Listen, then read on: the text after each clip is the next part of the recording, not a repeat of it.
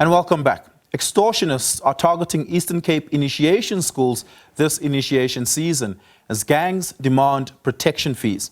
Let's speak to CONTROLESA Eastern Cape Chairperson, Chief Mwelo Nonkonyane, who joins us now on this. Chief Nonkonyane, thank you so much for your time. Really do appreciate it.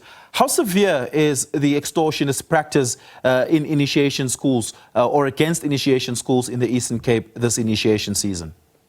Well, good afternoon to you and to your viewers. Thank you very much for having us.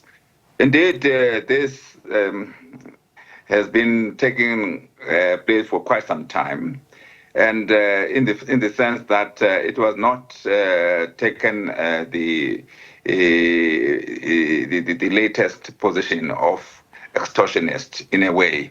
And because what actually happens, our youth are being stolen, as it were, and the parents are actually put under extreme pressure if then they report or if they then demand that they be returned and that their children would actually suffer mental illness, such thing like that. And also in the course demand certain monies to make sure that those people who continue in this new abnormal in the Eastern Cape of actually demanding monies from the people, particularly the women and particularly the widows, and they are demanding a lot of money for them. And again, there's the latest now, as you know, that we had experienced some extortionists in the Eastern Cape, particularly in OR Tambo, as well as, of course, the Nelson Mandela region.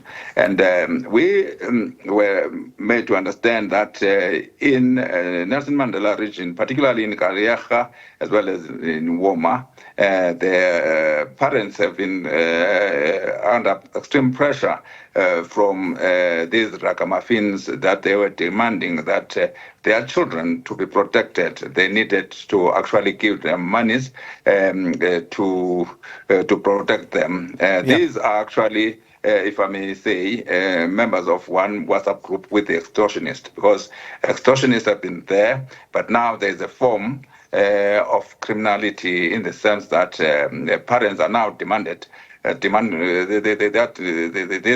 criminals demand that they must be paid some money to protect the initiates when they are undergoing initiation, which is bad.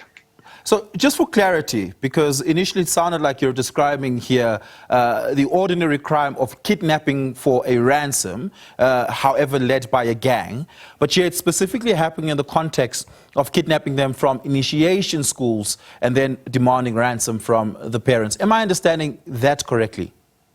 No, not quite, but let me clearly state. What actually happens, there's a peer pressure.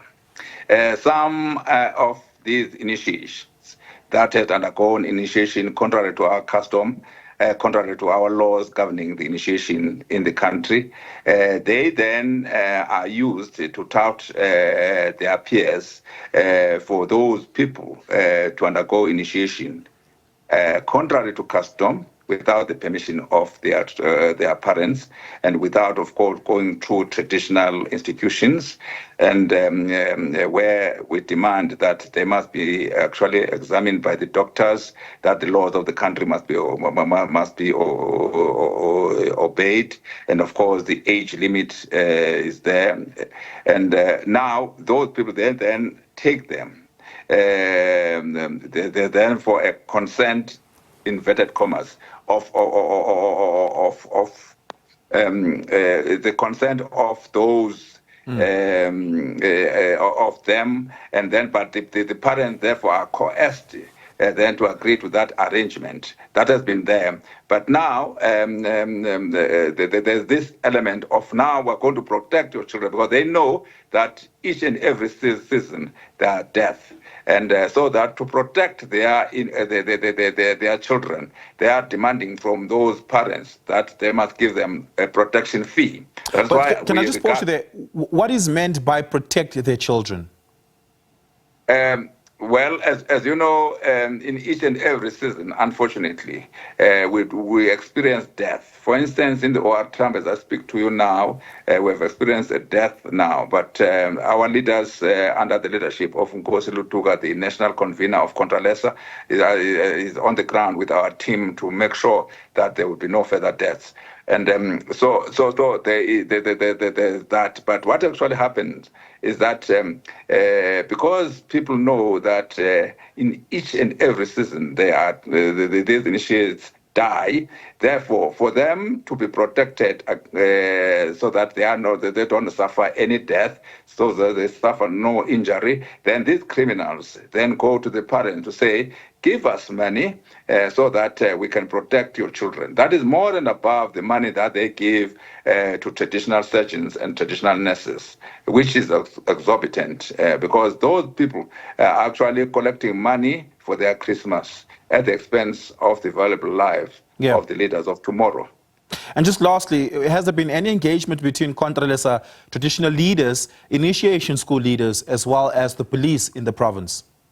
Oh, yes, and I must say our members, in fact, our structures on the ground have been with the police in Kareha, in Woma, but unfortunately, because once this thing has emerged and people are now reluctant to come up with information, hence we have agreed then that we must put up our own intelligence structures from traditional leadership, as well. We hope that for that the government also have their own intelligence so that we can deal with those things. Because as I speak to you now, parents are afraid to come up, and because we have said they must come and actually lay charges in police station and work with the police, but they are very reluctant to do that because they are fearing for their own lives as well as the lives of their loved one.